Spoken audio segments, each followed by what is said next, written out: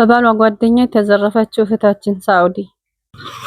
ሰላም አለይኩም ወራህመቱላሂ ወበረካቱ። ክርስቲያን ወገኖችም ሰላም ጤና ይስጥልኝ ብያለሁ።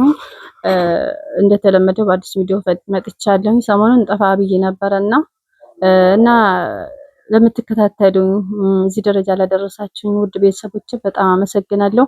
አሁንም ሰብስክራይብ፣ ላይክ፣ ሼር በማድረግ ተባበሩኝ እና ተስፋ አለኝ በእናንተ ትልቅ ደረጃ እንደምታደርሱ በጣም አመሰግናለሁ ለአቀባበላችሁ። ያው አዲስ ነኝ፣ እኔም አዲስ ጀማሪ ነኝ፣ አበረታቱኝ እና ወደ ጉዳይ ስመጣ ሳውዲ ውስጥ በጓደኛዋ ባል ምክንያት የተዘረፈች እህቴ ነበረች እና እንዴት በቃ ሌባ ከሩቅ አይመጣም። በቃ የሆነ እንደዚህ ሌባ ከሩቅ አይመጣም። በተለይ ቤታችሁ ሲዘረፍ ምናምን አጥንቶ ምን ብሎ ቤታችሁን ወርቃችሁ የት እንደሚቀመጥ ብራችሁ የት እንደሚቀመጥ ካጠና በኋላ ነው መጥቶ የሚሰርቃችሁ። ከውጭ ያለ ሰው ለምሳሌ አሁን ወደ ከተማ ሄዳችሁ ስልክ ምናምን ብር ልትዘረፉ ትችላላችሁ። ግን የቤት ውስጥ ዝርፊያ በሚያውቃችሁ ሰው ነው የምትዘረፉት። ሌላ ሰው የውጭ ሰው አይመጣም። እና እኔ መጀመሪያ ታሪኩ ሲጀምር እኔ ከሪያድ ወደ ጅዳ እየሄድኩኝ ነበር። ሪያድ ስራ አጥቼ ወደ ጅዳ እየሄድኩኝ ሳለ ሰዋቁ መዲና ገጠራማ አካባቢ ቤቱ እዛ ነው መኖሪያ ቤቱና እዛ አሳረፈኝ። ያው ሰዋቁ ጋር ትፋቃችን ቀጥታ ይዞኝ ወደ ጅዳ ይዛኑ ቀን ሊያስገባኝ እንጂ እንዲያሳርፈኝ አልነበረም። ከዛ እዛ ሲያሳርፈኝ እኔ ተበሳጨሁኝ በጣም። ለምን ዛሬውኑ መድረስ አለብኝ። በቃ የሆነ የመጣልኝ ስራ ነበርና ጅዳ ያን ስራ ይዛኑ ቀን መግባት አለብኝ በሚል ተበሳጨሁኝ። በቃ እንዴት አልወስደኝም? እዚህ አንድ ክፍል ውስጥ ያስቀመጠኝ ሊያግተኝ አስቦ ነው። የሆነ ነገር በቃ ሊያደርገኝ አስቦ ነው። በጣም ብዙ ቦታ ብዙ ስሜት ውስጥ ገባሁኝ። በጣም ተበሳጨሁ፣ አለቅሳለሁ፣ ሰግዳለሁ፣ ዱአ አረጋለሁኝ እና በዛ ስሜት ውስጥ እያለሁ ሳለ በቃ አንሄድም እንደ ደላላ ላይ እየደወልኩኝ በጣም ነዘንዛታለሁ። ምን አይነት ሰው ዋጋ ነው ያገናኘሽኝ? የወሰደ ቦታ እኮ በጣም ገጠር ነው፣ የሱ ቤት እንጂ ሌላ ሰው ቤት የለም። እርግጥ ልጆቹም ሚስቱም እዛው ነው መኖሪያ ቤቱ። ሰውየው በጣም ጥሩ ምሻወር ነው ማሻአላህ። ያው ሁሉም ነገር መጨረሻውን ስታዩት ነው እንትን የሚገባችሁ። እና መጀመሪያ ፈርቼ ነበረና ከዛ እኔ ተጨናንቄ እያለቀስኩ ሳለ በር ተቆረቆረና ያለሁበት ክላስ በር ከዛ ከፈት ሳደርገው አበሻ እንደኔ አይነቱ አበሻ መጣች። የዛን ሰዓት በጣም ነው ደስ ያለኝ። ለምን የሆነ ጓደኛ ካገኘ ምንም ይሁን ምንም በቃ እቀበላለሁ በሚለው እሷ መጣች። ከዛ ሰላምታ ከተለዋወጥን በኋላ አንድ አይነት ቋንቋ ነው የምናወራው። ወደ እንትን አካባቢ ራያ አካባቢ ነው ሀገሯ፣ እንትን እዚህ ቦረና አካባቢ ነው ሀገሯና ሰላም አልኳት፣ ሰላም አለችኝ። ወዴት እንደምትሄድ ከየት እንደመጣች ጠየኳት፣ ጠየቀችኝ፣ ተነጋጋን። ከመዲና ወደ መካ አግብታ እየሄደች እንዳለ ነገረችኝ። ባሏ መካ ነው ያለው፣ እሷ ደግሞ መዲና ነበረ የምትሰራውና አዲስ ሙሽራ ናት። ሂናራ ምናምን ተበጃጅታለች ምናምን ማሳ ቁንጅት ብላለች ማሻአላህ። እና ከዛ ታሪኩን ስትጀምርልኝ ከዛ ወደ ባሏ ጋር ባሏ ሚሻወር አዘጋጅቶላት ወደ ባሏ ጋር እየሄደች መንገድ ትጀምራለች። ያን ሚሻወር ያዘጋጀው ማን ነው? የባሏ ጓደኛ። የባሏ ጓደኛ ስላችሁ አብሮ የሚሰራው ያው ዞሮ የልብ ጓደኛው ደግሞ አብሮ አደጉ ሳይሆን በስራ አብሮ ይቆዩ ጓደኛ። በውጭ በስራ ምክንያት ተገናኝተው ብዙ ሰው ጓደኛሞች ሆነው ጓደኝነታቸው ጸንቶ ራሱ እንደ ቤተሰብ የሚቆዩ አሉ። እና እንደዛ የቤተሰብ ከቤተሰብ እንትን የበለጠ ያቀረበው ጓደኛው ነው። ሚሻወር ሚስቴ ልትመጣ ትፈልጋለች ምናምን ሚሻወር ካወክ ብሎ ሲለው እኔማ ሚሻወር አውቃለሁ ብዙ ሰው አምጥተዋል ምናምን ብሎ ይጠቁማል። ስልክ ቁጥር ይሰጣቸዋል፣ ይነጋገራሉ።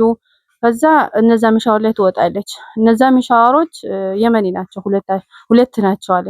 አንዱ ይነዳል፣ አንዱ ደግሞ ጋቢና ተቀምጧል። ከዛ ትንሽ መንገድ ከመካ አውጥተው ትንሽ መንገድ እንደሄደች ገጠራማ አካባቢ ቦታ ጨር ያለ ነው፣ ማታ ነው። ውረጅ ያሉኝ አለ። ቦርሳዬንም ቀሙኝ። አጋጣሚ ስልኬን በእጄ ነበር ያስኩት አለ። ቦርሳዬን ቀሙኝ። 4 ሻንጣ ልብስ፣ ብርድ ልብስ 3 4 አለ አለ። 4000 ሪያል ይዛል በእጇ። ያንን አለ ከነቦርሳው ወሰዱ። አልሐምዱሊላህ። ግን ደግሞ ዋናው ነገር ስልኩን መተዋቸው። ስልኩንም አምጭ ብሎ ደብድበው ውስጥ የሆነ ነገር ሳድርገዋት በግድ ቢቀበሏትም ማንም አይጠይቃቸውም። አላህ ሲጠብቃት ብቻ። ምክንያቱም አንድን በላ ሲመጣ የሆነ በቃ የሆነ ምክንያት አለው፣ የሆነ እናንተን የሚያተርፍበት ሰበብ አለውና ከዛ እዛው ጨለማ ላይ ሆና ወደ መካ ወደ መዲና ትደውላለች፣ ወደ ጃዛ ቤቷ። ከዛ መኪና እንዲልኩላት ታረግና መኪና ምሻወር ይመጣላታል። ከዛ አንስቷት ወደ ቤቷ ወደ ጃዛ ቤቷ ይመልሳታል።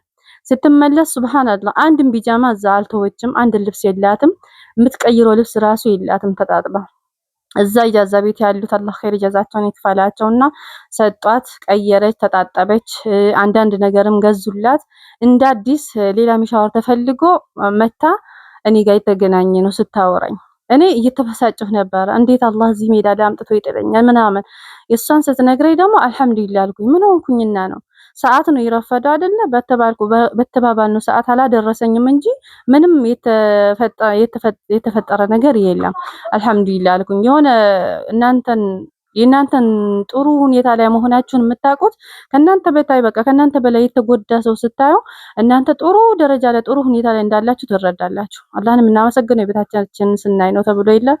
የእሷን ሙሲባ ሳየው የኔ ቀላል ናት። ለምን ማታ መግሪብ ላይ ትደርሻለሽ የተባልኩት ለጧት ተስተላለፈ። እዛው አደርኩኝ። እሷ ጋር ነው ያደርኩት። ያው እሷ የመጣችው ኢንሻ አካባቢ ላይ ነው።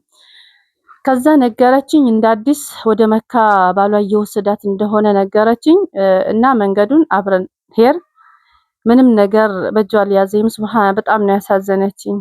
አዘጋጅታ ከብሩ ደግሞ ልብሱ ለምን ሙሽራ ስትሆኑ በጣም እንትን ይላል።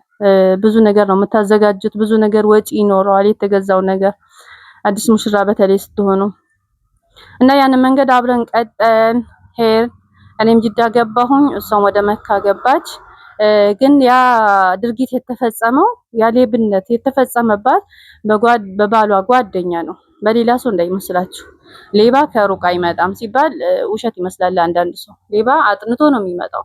ምን ቤትሽ ውስጥ ምን እንዳለሽ፣ ምን እንዳስቀመጥሽ፣ የት እንዳስቀመጥሽው በአማኑ ቀን ያጣራና ከዛም በኋላ ይሰርቅሻል እንጂ ከሩቅ አይመጣምና እሱ ጓደኛዬ ብሎ አምኖ ነው እንትን ያለው ሚስቱን አማና ይሰጠው። ሰውየው አማናውን በላው። ሰውየው ነው ብሎ ለምን እንደመደማችሁ እሱ ላይ ሆን ይችላል ልትሉ ትችላላችሁ። ግን መሻሩን ያመጣው ሰውዬ ነው አንደኛ። ሁለተኛ ደረጃ ላይ እሷ እንደዚህ ከሆነች በኋላ ሲደወልበት ስልክ አያነሳም። ስልኩን አጥፍተው ጠፍቷል። በቃ የሆነ ስረቋትና እንካፈላለን የሚል የሆነ የትብብር ሌብነት ነው የተፈጸመባት። ስልኩም ቢያነሳና ወይ ማብራሪያ ቢሰጣ እኔ አላቃቸውም ጥሩ ሰው ነበሩ ቢል እሱን ከተጠያቂነት ያወርደው ነበርና በዛው ስልኩን አጥፍተው መጥፋቱ ደግሞ እንዲጠረጠር በቃ በአንደኛ ደረጃ አስቀምጠዋል። እና አልሐምዱሊላህ የሆነ ነገር የሆነ በላይ የሆነ ሙሲባ ሲደርስብኝ ያን ነገር አስታውሳለሁ። እኔ ምንም አልሆንኩም፣ ግን በጣም ተበሳጭቼ ስሜታዊ ሆኜ እያለቀስኩኝ ነበረ። ሁሉም ሰው ጋር ደውላለሁ። ሜዳ ላይ ወስዶ ጥሎኛል። በቃ የሆነ ገጠር መኪና የማይገባ ብጮህ ራሱ የማልገኝበት ቦታ ነው ያለሁት ብዬ በጣም አለቅስ ነበረ ሱጁድ ላይም ሆኜ እና እሷን ሳይ ደግሞ የበለጠ ተረጋጋው። እንዴ ከኔ ባሳለዳ አልኩኝ። እና ሳውዲም ውስጥ እንደዚህ የሚደረጉ እህቶች አሉ። በሚያምኗቸው ሰዎች በሚያውቋቸው ሰዎች የሚጠቁ አሉ። በአቅጣጫ በተቃራኒ ነው የሚሰርቋችሁ።